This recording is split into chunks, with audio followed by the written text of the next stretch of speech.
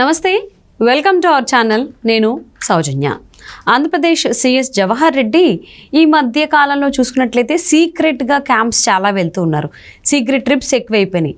మరి ఆ secret trips వెనకాల ఉన్నటువంటి సీక్రెట్స్ ఏంటి, ఈ అంశానికి సంబంధించి వారి విశ్లేషణని మనతో పంచుకోవడానికి ఈరోజు మనతో పాటు ఉన్నారు సీనియర్ జర్నలిస్ట్ డివిఎస్ గారు ఉన్నారు. వారితో మాట్లాడదాం. నమస్తే అండి. నమస్తే. సిఎస్ జవహర్ రెడ్డి ఈ మధ్య కాలంలో అంటే గత కొంతకాలంగా చూసుకున్నట్లయితే ఆయన సీక్రెట్ ట్రిప్స్ బాగా వెళ్తూ ఉన్నారు అని చెప్పేసి అంటున్నారు. మరి ఆ సీక్రెట్ ట్రిప్స్ వెనకాల ఉన్నటువంటి సీక్రెట్స్ ఏంటి అంటారు?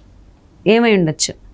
ఆంధ్రప్రదేశ్ ప్రభుత్వ ప్రధాన కార్యదర్శి జవహర్ రెడ్డి ఎలక్షన్ కోడ్ ప్రకటించేదాకా, షెడ్యూల్ ప్రకటించేదాకా 57 రోజుల ముందు వరకు జగన్మోహన్ రెడ్డి, ఆంధ్రప్రదేశ్ జగన్మోహన్ రెడ్డి నామం ప్రతిధ్వనించేది. ఇప్పుడు జగన్మోహన్ రెడ్డి పేరు రావటం, ఇప్పుడు జవహర్ రెడ్డి రీసౌండ్ వస్తుంది. జనరల్గా ప్రభుత్వ ప్రధాన కార్యదర్శిగా ఆయన ఒక ప్రాంతంలో పర్యటిస్తే అక్కడ ఏంటి షెడ్యూల్ ఇస్తారు, నెక్స్ట్ అక్కడ మీడియాని అలర్ట్ చేస్తారు, ఆయన ప్రెస్ మీట్ పెట్టడము, లేకపోతే ఆయన సందర్శించే ప్రాంతాలు, ఆయన ప్రాజెక్ట్ సందర్శన, ఆయన పరిశ్రమ సందర్శన, లేదు ఆయన ఆఫీస్లో ఆయన ప్రెస్ మీట్కి మీడియాకి పిలవటం, అలాంటివి జరుగుతాయి.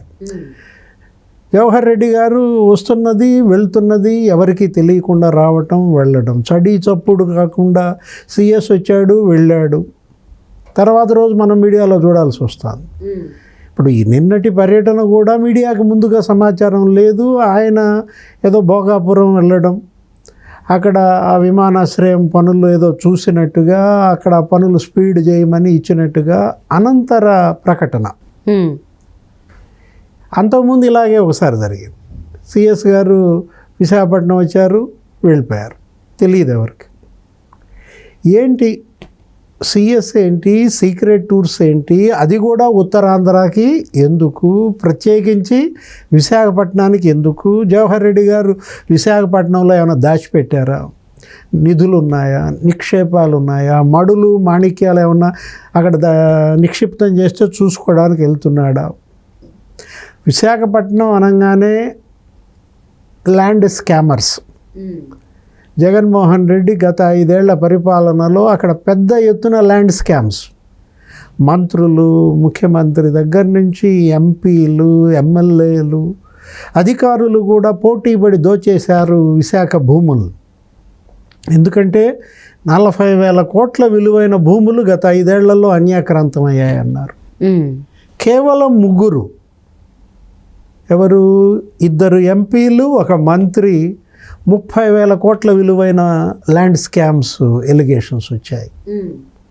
గుడివాడ అమర్నాథ్, విజయసాయి రెడ్డి, సుబ్బారెడ్డి, వీళ్ళ 3 27,000 కోట్ల విలువైన భూ స్కాములకు పాల్పడ్డారని విమర్శలు, మీడియాలో కథనాలు చూసాం. ఇప్పుడు విజయసాయి రెడ్డి మనం చూసాం, ఆయన ఏంటి A2, జగన్మోహన్ రెడ్డి A1గా ఆ 30 కేసుల్లో ఉంటే ఈయన A2గా ఉన్నారు. విజయసాయి రెడ్డి జగన్మోహన్ రెడ్డి గెలిచిన దగ్గర నుంచి ముఖ్యమంత్రిగా ఎక్కడ వాలాడు? ఈ డేగ విశాఖ మీదే వాలింది. ఈయన విశాఖ మీద వాలేసరికి అక్కడ ఉన్న గద్దలన్నీ ఎగిరిపోయాయి, ఈ డేగ దెబ్బకి తట్టుకోలేక. ఇప్పుడు విజయసాయి రెడ్డి అక్కడ అసలు ఒక కొండనే కూతురు పేరు మీద రాసి ఇచ్చేసాడని. ఏది? ఒక 300 కోట్ల విలువైనటువంటి భూములు ఆ కొండతో సహా, తర్లువాడ అనే కొండ. విజయసాయి రెడ్డి కూతురు అక్కడ ఏదో ప్రైవేట్ యూనివర్సిటీ పెడతానంటే ఆమెకి ఏదో రాసి ఇచ్చేసినట్టుగా. అంటే కొండలు ఏ విధంగా వీళ్ళు జీర్ణం ఏదో వాతాపి జీర్ణం. అగస్త్యముని అడెవడో రాక్షసుడు, ఎవరు? వాతాపి. వాడిని అప్పుడు మింగేస్తాడు, ఎవరు? అగస్త్యముని, వాళ్ళని రక్షించడం కోసం ప్రజల్ని.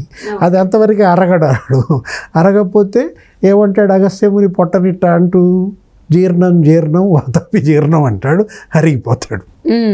అంటే ఆయన పవర్ అట్లాంటిది. ఇప్పుడు అట్లాంటి అగస్త్యముని లేకపోవడంతో ఈ వాతాపులంతా భూములన్నీ మింగేశారా? వీళ్ళని జీర్ణం చేసుకునే అగస్త్యముని ఎవరు? ఇప్పుడు విజయసాయి రెడ్డి ఏమంటారంటే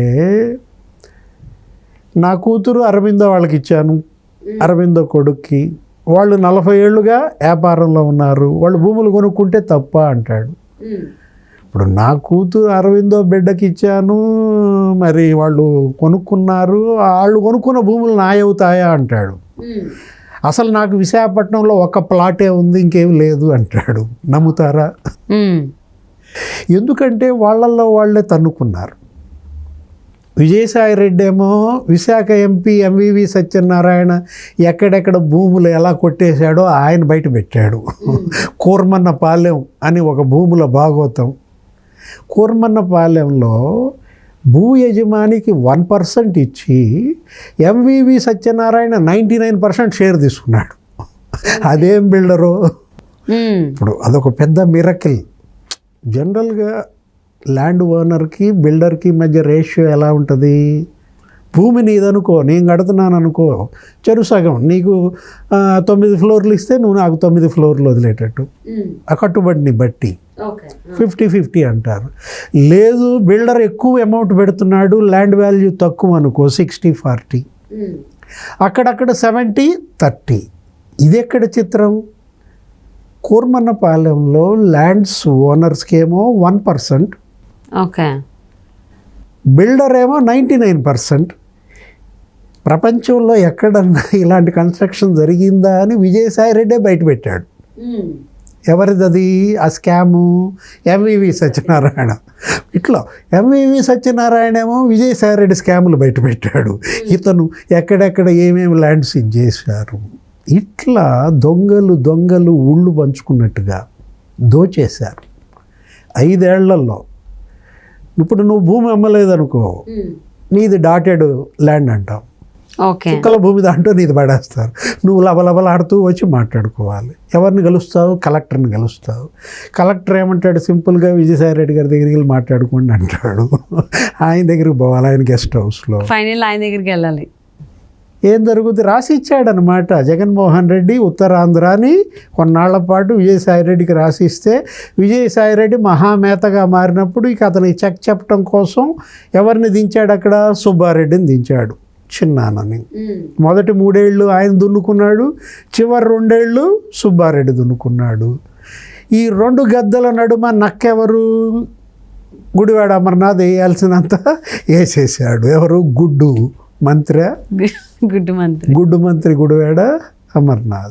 ముగ్గురు మీద 27,000 కోట్ల విలువైన ల్యాండ్ స్కామ్స్ అంటే ఎంత పెద్ద ఎత్తున ఈ 5 ఏళ్లలో విశాఖ భూములు అన్యాక్రాంతం అయిపోయాయి. ఆయన ఎవరు? నరేష్ అగర్వాల్. అసలు జగన్మోహన్ రెడ్డి సీఎం అయిన 2 నెలలకే వాళ్ళ ఇంటి మీద పడ్డారు. ఆయన ఎన్ఆర్ఐ, ఆయన భూమి ఏదో 100 కోట్లు ఉంటుంది, వాళ్ళ బావగారిదో ఎవరిదో బంధువుల ల్యాండ్. దాని మీద కన్నేసి మేము పులివెందులాళ్ళం, నేను పలానా జడ్పీటీసీ, ఎంపీటీసీ, సీఎం గారి బంధువులం, నీ భూమి అమ్ముతావా సస్తావా అంటారు. అంటే ఈ ల్యాండ్స్ కోసమేనా సిఎస్ జవహర్ రెడ్డి మధ్య ఈ సీక్రెట్ టూర్స్ వెళ్తున్నారు ఎక్కువ? అంటే ఇప్పుడు అక్కడ మంత్రులు కొన్నారు, మేరుగు నాగార్జున కొన్ని 100 ఎకరాలు కొన్నాడంటారు. ఆయనంతే తడి చప్పుడు కాకుండా వచ్చి వెళ్తున్నాడు. ఇక్కడ ఎవరైతే భూములు కొన్నారో వాళ్ళందరూ కూడా అక్కడ భూములను వచ్చి చూసుకుంటూ వెళ్తున్న పరిస్థితుల్లో జవహర్ రెడ్డి కూడా అక్కడ భూములు కొన్నాడా? ఆ భూములు చూసుకుని వెళ్తున్నాడా? అక్కడ ఏమన్నా ఇంకా లావాదేవీలు, ఇంకా ఫైలింగు, ఇంకా జరగాల్సినటువంటి క్రయ విక్రయాలు ఏమైనా ఉన్నాయా?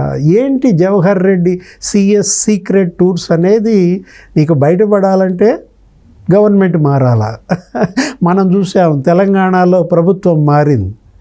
కేసీఆర్ హయాంలో తెలంగాణలో హైదరాబాద్ పరిసరాల్లో ఐఏఎస్లు ఏ విధంగా దోచేశారో మనం చూసాం. ఒక సీనియర్ ఐఏఎస్ ఒక చోట 53 ఎకరాలు కొనేశాడు. ఒక సిఎస్ ఇంకో చోట 23 ఎకరాలు కొనేశాడు. అదేమంటే ఆయన ఏమని చెప్తాడు? నా భార్య నేను ఇద్దరం ఎంప్లాయీస్మి, ఇక్కడెక్కడో మాకు పంజాగుట్లో ఉన్న ల్యాండ్ అమ్మి అది కొన్నామంటాడు. ఒకటి 23 ఎకరాలు, ఒకటి 58 ఎకరాలు, ఇంకొకటి అయితే అసలు ఏకంగా 1300 ఎకరాలు.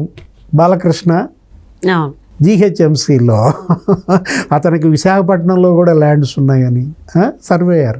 ఇలా కేసీఆర్ గవర్నమెంట్లో తెలంగాణలో పెద్ద ఎత్తున ఐఏఎస్లు మంత్రులు పోటీపడి భూములు ఎలా దోచేశారో, ప్రభుత్వం మారినాక అవన్నీ ఎలా బయటకు వచ్చాయో, వాటిపైన రేవంత్ రెడ్డి ఎలా ఆదేశం ఇచ్చాడో ఎంక్వైరీలకు, జ్యుడిషియల్ ఎంక్వైరీలకు, ధరణిలో జరిగిన అక్రమాలపైన ఎంక్వైరీలకు, అక్కడ ఆంధ్రప్రదేశ్లో కూడా ప్రభుత్వం మారితే రేపు జూన్ 4న కొత్త ప్రభుత్వం ఏర్పడితే అక్కడ ఉన్న ల్యాండ్ స్కామర్స్ అంతా కూడా బయటకు వస్తారు.